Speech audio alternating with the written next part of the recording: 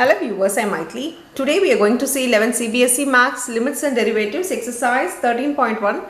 Question number 10. Let's see the question. Limit x tends to 1. X power 1 by 3 minus 1 by x power 1 by 6 minus 1.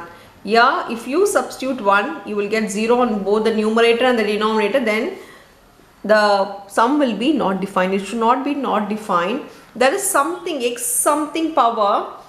In this case, we can convert this to a formula of x power n minus a power n by x minus a. Limit x tends to a, then this is equal to n a power n minus 1. We can convert this to this formula, but here the powers should be equal. I can write power 1 by 3 on the numerator because it is power 1 by 3. Anything 1 power anything will be 1, so I have not changed anything. But in the denominator it should be x minus a. That is, it should be x minus 1. Instead of x minus 1, we are having again with the power. In this case, we need to change the formula to this form without doing any change in the question. That is, we have no rights to change the question, and we want in this form to make it to n a power n minus 1.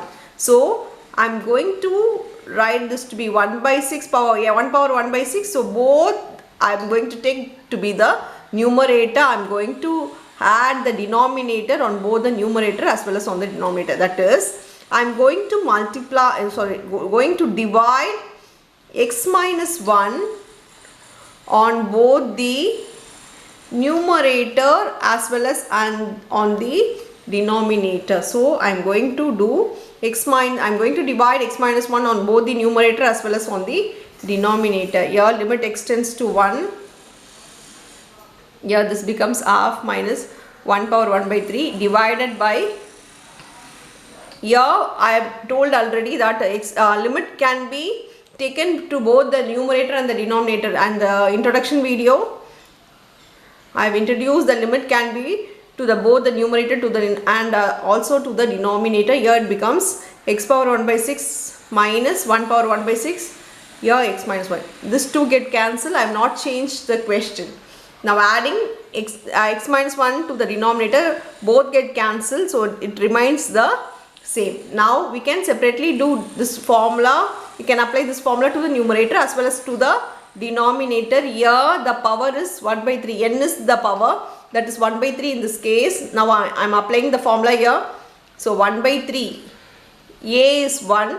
So 1 power 1 by 3 minus 1 by, here the power is 1 by 6. So 1 by 6, 1 power 1 by 6 minus 1. So anything to the power 1 is 1.